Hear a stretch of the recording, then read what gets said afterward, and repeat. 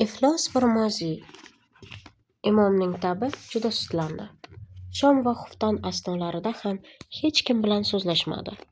Safar buzchining Buxoroi sharifda necha yil o'qib kelib, nihoyatda mahallaga imom bo'ldingiz.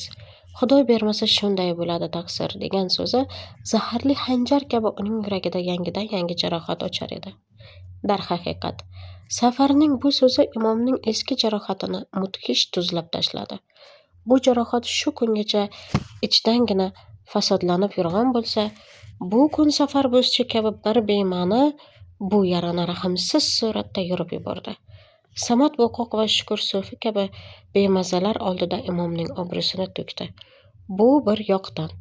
Ikkinchi tarafdan, Safarning ul bo'lsa madrasa ko'rmasdan mirzolarning mirzosi bo'lmoqchi jumlasi yana dard ustiga chipqon. Ya'ni imomning hasad o'ti to'rt tomondan puflandi. Go'yo ul ikki olov o'rtasida qolgandek bo'ldi. Anvarning bosh munshiylikka yaramaydirganligini, ilmsiz, fazlsizligini nega buncha isbot qilishga tirishdi? Safar buzchi kabi bir ablah bilan bahslashib o'ziga nega buncha xafalik orttirdi? Garchi Anvarga xolis qiymat bermoqchi bo'lganida ham, buni Safar kabi ilmsiz, nodon bir kishiga tushuntirmoq uchun qanday hojat bor edi? Buning sababini so'zlashdan ilgari Imom afandining o'tgan tarixiga biroz ko'z tashlab olishga majburmiz. Chunki busiz o'quvchimizni ta'min qilish mumkin emasdir. Hozirgi imomimiz Mulla Abdurahmon mundan 20 yillar muqaddam qisqagina ahamiyatsizgina Rahmon ismi bilan atalar edi. Abdurahmonning otasi ulamo naslidan. Ammo bu sharaf nima sabab bilandir uning otasiga nasib bo'lmagan, biroq Abdurahmonning amaklari ota kasbini ushlab tahsil ko'rgan joylari Buxoroda katta mudarrislardan sanalar edilar. Abdurahmon yosh bola ekan otasi o'lib, onasi va ota tomonlari tarbiyasiga qoldi. 15 yoshlargacha Solih Maxtum maktabida savod o'qigach, mudarris amakilardan Buxoroi sharifga kelib tahsil qilishga da'vat xati oldi. Hatto Abdurahmonning bobo kasblari ulamolik ekanini, shuning uchun boshqa kasblarga urinib umr zoya qilish abosligi o'z tarbiyalarida tahsil ko'rish luzumu so'zlanar edi. Bu da'vat Abdurahmonning onasiga va boshqa yaqinlariga juda ma'qul tushib, uni Buxoroga jo'natish qaroriga keldilar. Abdurahmon ham istiqboldagi mudarris, muftiylik shirin xayollari ichida Buxoroga safar qildi. Katta amak Buxoroning Xo'ja Porso madrasasining mudarrisi bo'lib, Abdurahmon shu kishining tarbiyasiga kelgan edi. Abdurahmon silliqqina bola, madrasa mulla bachchalari albatta shunday silliq bolaga o'ch. Shunga binoan domla mudarris garchi madrasadan hujra berish mumkin bo'lsa ham, mazkur ishonchsizlik majburiyatda Abdurahmonni o'z mehmonxonasiga joylashtirdi. Shu holda Abdurahmon tahsil boshladi.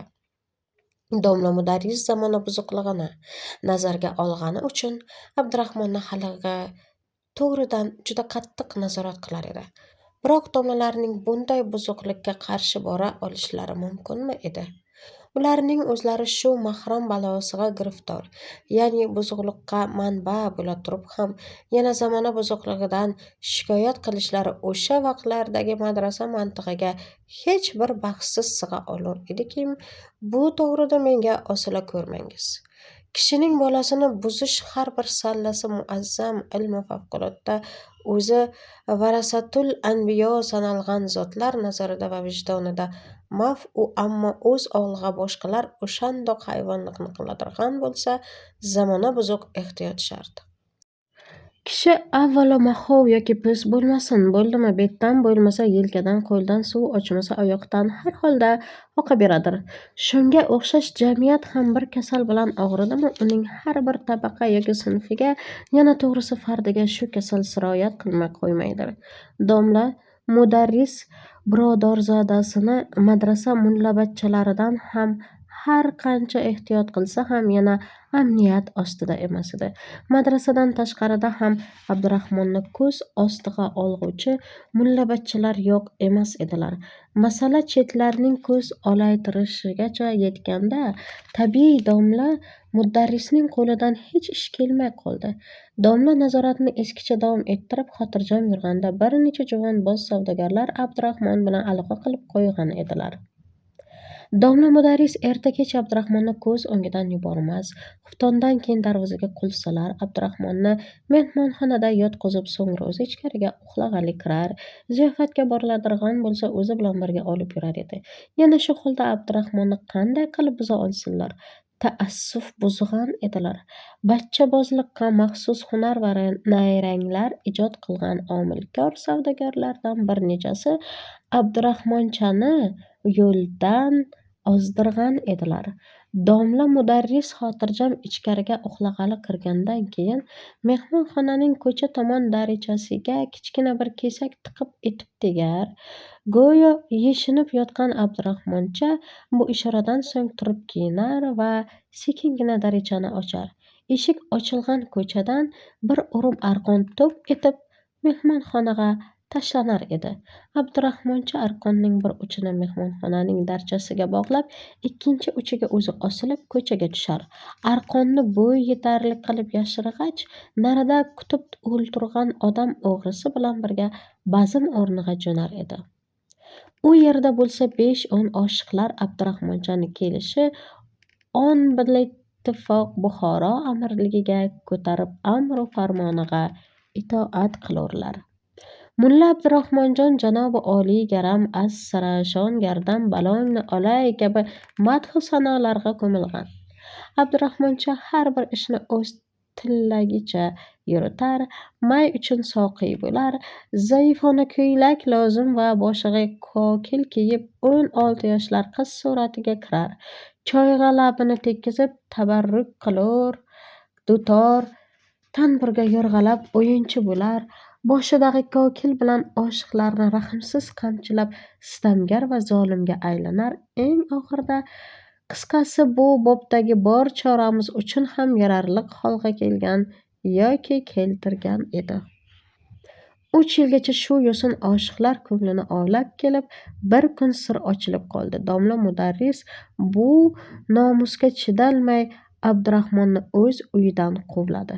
Abdurahmon tavba qilib domla mudarrisdan loaqal madrasada turishni so'radi. Vosita vasoit bilan izn hosil qilib madrasada istiqomat qila boshladi. Endi ishrat navbati madrasa jigar so'xtalariga. 2 yil chamasi madrasa afrodi orasida chandir kabi 8 tarafdan tishlanib yurgandan keyin soqol murti chiqib, husn sarmoyasi zavolga yuz tutdi va kundan kun bozor kasodlanib xaridor ozaydi. Abdurahmon 3 yil bo'yi savdogarlar orasida axloq tuzatgan bo'lsa, yana 2 yil madrasada turib, shu tuzalgan axloqni kamolatga erishtirdi. Shuning uchun anvoyi erkalikka, necha xil mukayyifotga, rang-barang izzat-hurmatga o'rgangan ko'ngli bu xaridorsizlik balosiga tuz sepilgan yaradek achir edi. Ko'pni ko'rgan bu kichik bosh ba'zi uyat nayranglarga ham urinib ko'rar. Masalan, vaqtsiz chiqqan soqol murtlarini mo'ychinak bilan terib, har kun 10 qayta oynaga qarar. Yangi xaridor topish maqsadida kun sayin bozor rasta ko'yguzarlar sayriga chiqar edi. Ma'lumdirki, do'ndiqchalar avvalo oqchasi ko'p, bel og'rig'i ko'rmagan boylarga nasib bo'lurlar. Ular zerikib tashlag'ach o'rtahol tashnalar domiga tusharlar. Soqol murt chiqib davangilikdan xabar kelgach, 3-tabaqa, ya'ni bo'yni yo'g'on g'o'laburlar istifodasiga kecharlar. Shunga o'xshash bizning Abdurahmon ham mo'ychinak ushlagan davrida shu 3-tabaqa choyxonanishin tavgargir va boboyi bangilar orasidan o'ziga zamin topdi. Uning bu 3-davridagi ahvolini yozishga qalam ma'zurdir.